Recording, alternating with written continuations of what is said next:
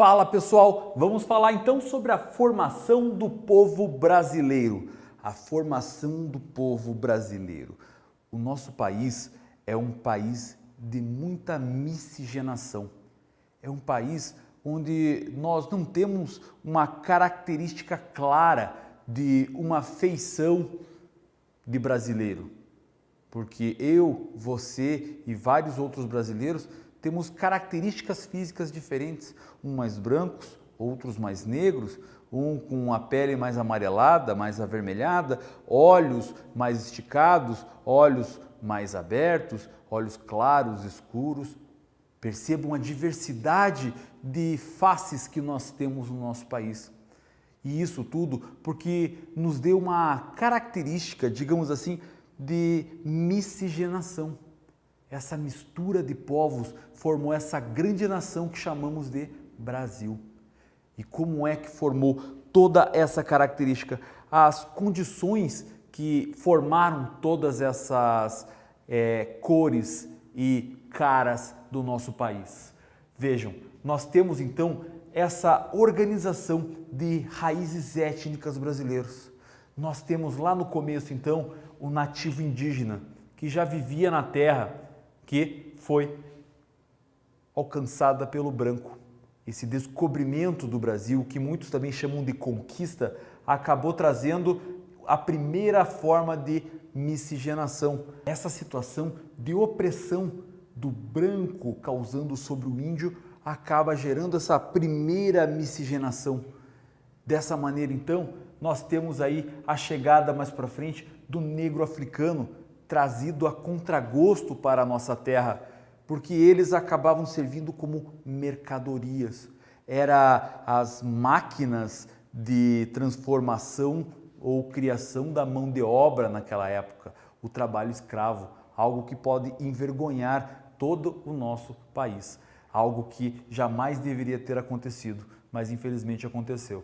Essa situação então do negro, do branco e do índio, o índio nativo da região, o branco colonizador que causava opressão e o negro que veio oprimido da África em direção às regiões agrícolas. Todas essas três raízes étnicas acabaram sendo a primeira forma de miscigenação, que deu origem aqui então aos mestiços, à mestiçagem, que deu origem ao mulato, que é a mistura do branco com o negro. O caboclo, caiçara, o mameluco, o caipira, o capial, que vai ter aí essa mistura do índio com o branco. Nós temos também o cafuso, a mistura do índio e do negro. Todas essas misturas, essa miscigenação primária que nós tivemos no Brasil, acabou dando todas essas caras e cores que nós temos no nosso território. Então toda essa população, ela acabou se formando. Mais para frente, quando houve então o fim da escravidão no Brasil, lá pelo início do século XX, fim do século XIX, nós vamos ter então a tentativa do Império e posteriormente da República Brasileira de fazer um embranquecimento da população, porque a quantidade de negros e de índios dentro da população estava fazendo uma mestiçagem de cor mais parda, mais escura. Então isso não agradava os olhos da família real e da nobreza branca, elite europeia. E dessa maneira então a intenção era trazer mais brancos imigrantes para o trabalho. Então quando houve a abolição da escravatura, essa abolição então acabou fazendo com que os negros tornassem livres e eles foram ocupar então as cidades, principalmente ocupar onde? As áreas periféricas, as áreas onde não tinham condições de moradia, até porque quando eles saem das áreas rurais e vão para as áreas urbanas na tentativa de ganhar a vida, eles não têm oportunidades, essa população negra, essa população parda, e acaba ficando marginalizadas da sociedade. Em compensação, vem o branco europeu, que vem tomar todas essas áreas de produção agropecuária que foi deixada de lado pelos negros, que até então forçadamente era força de trabalho.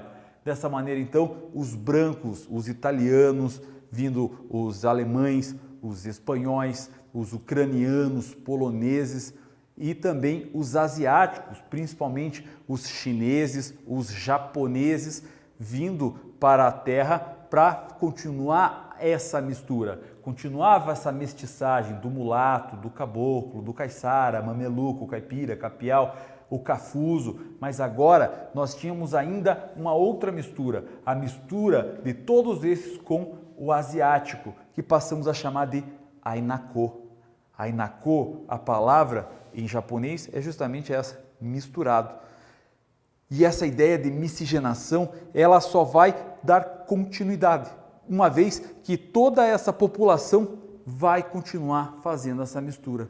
E aí nós temos essa grande diversidade de caras e cores do Brasil, essa grande diferença, onde não podemos dizer necessariamente que eu sou a face brasileira, eu tenho a característica de uma pessoa brasileira, porque o grande barato do brasileiro é isso, é não ter uma feição. Talvez você entenda o que é um japonês, você entenda o que é um alemão, você entenda o que é um americano, um australiano, mas você não pode dizer o mesmo de um brasileiro, uma vez que nós somos uma grande mistura. E aí, essa grande mistura vai dar origem à nossa composição étnica, que com o tempo essa mistura ela foi se desenvolvendo. Quando há aplicações artificiais e tentativas de fazer mudanças, acabam que não necessariamente eles conseguem mudar, mas eles conseguem alterar essa composição étnica com o tempo. Importante lembrar que lá em 1872, antes da abolição da escravatura, nós tínhamos aqui uma composição quase igual entre brancos e pardos. Eles não chamavam de negros, eles chamavam de pardos. Já em 1890, na abolição da escravatura, nós temos aqui a aparição de uma quantidade maior de brancos, porque já inicia o processo de embranquecimento provocado pelo governo brasileiro. E aí, dessa maneira, nós passamos aqui 50 anos e nesses 50 anos já vamos ter a presença aqui de pretos. Os pretos, considerados aqui sim como raça negra, as pessoas se considerando negras. Ainda temos os pardos, temos uma quantidade bem grande de branco na parte aqui de 1940, mas agora já vai ter aqui a aparição na estatística de uma pequena faixa de amarelos asiáticos, o Ainako fazendo essa mistura.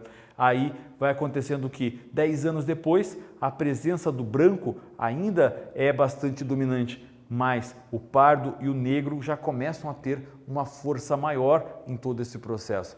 Nós vamos conseguir já perceber, vinda principalmente da região Nordeste, trazida aí pelas formas das migrações, os movimentos dos fluxos migratórios vindo para o Sudeste e tentando gerar uma concentração maior e essa mistura acontecendo ainda mais. Agora, a partir de 1960, em seguida, nós vamos ter as pessoas vão começar a assumir-se como pardos, assumir-se como negros, assumir-se como, de fato, aí, o que elas acreditam ser. Além do mais, que a população branca também como uma população mais elitizada, uma população com uma característica, com um ganho mais, vai ter uma redução da taxa de natalidade, enquanto que a população negra, mais marginalizada, ela vai ter um aumento dessa taxa de natalidade. Então esse crescimento de negros, essa diminuição do crescimento de brancos vai fazer com que haja um predomínio de pretos e pardos na nossa nação a partir de 1980. Em 1980, então, nós temos essa consideração branca e preta bem definida. Claro que nós não podemos entender tudo isso como uma luta de classes, uma vez que somos todos brasileiros e não podemos ter justamente essa ideia. Além do mais, a prática de criminalização do racismo começa a ficar forte a partir daqui. Então as pessoas cada vez mais se assumem como negros, como pardos.